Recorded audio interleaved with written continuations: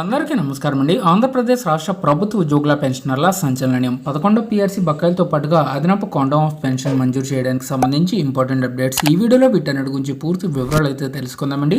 ముందుగా వీడియోని సపోర్ట్ చేసే వారందరూ కూడా అలాగే బకాయిలన్నీ కూడా సకాలంలో జమ కావాలని భావించే వారందరూ కూడా వీడియోని ఒక లైక్ చేసి మీ తోటి ఉద్యోగ మిత్రులతో వీడియోని అయితే షేర్ చేసుకోండి. ఛానల్ని ఫస్ట్ టైం కనుక విజిట్ చేసినట్లయితే తప్పనిసరిగా సబ్స్క్రైబ్ చేసుకుని పక్కన బెల్ సింబల్ని యాక్టివేట్ చేసుకోండి.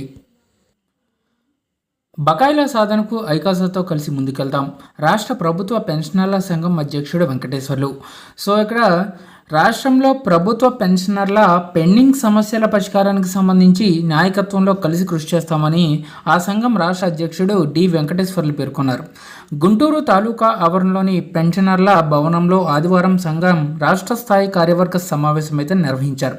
ఈ సందర్భంగా వెంకటేశ్వర్లు మాట్లాడుతూ నూతనంగా ఏర్పడిన ప్రభుత్వానికి ధన్యవాదాలు తెలుపుతూ ప్రభుత్వం కుదురుకున్న తర్వాత ముఖ్యమంత్రి చంద్రబాబుని కలిసి పెండింగ్ సమస్యలు అయితే తెలియజేస్తామని 11వ పీఆర్సీలో తగ్గించినటువంటి అదనపు క్వాంటమ్ తిరిగి పునరుద్ధరించుకోవడం అలాగే 11వ పీఆర్సీ బకాయిలను అలాగే ఇతర బకాయిలను సాధించుకునేందుకు ఐకాసాతో కలిసి ముందుకు వెళ్తామన్నారు. సంఘ పటిష్టానికి జిల్లా శాఖలు తాలూకా యూనిట్లు కృషి చేయాలని అనంతరం సంఘ రాష్ట్ర కోశాధికారి శర్మ గారు మాట్లాడుతూ గత 10 ఏళ్లుగా సంఘానికి వచ్చిన ఆదాయ వ్యయాలను సభ్యులకు వివరించారు. సమావేశంలో తదితరులు అయితే పాల్గొనడం జరిగింది. కాబట్టి వన్స్ అసెంబ్లీ సమావేశాలు పూర్తయిన తర్వాత ఒకసారి చంద్రబాబు నాయుడు గారిని కలిసి ఉద్యోగులు తమ యొక్క సమస్యలను అయితే కూలంకషంగా చర్చించబోతున్నారండి.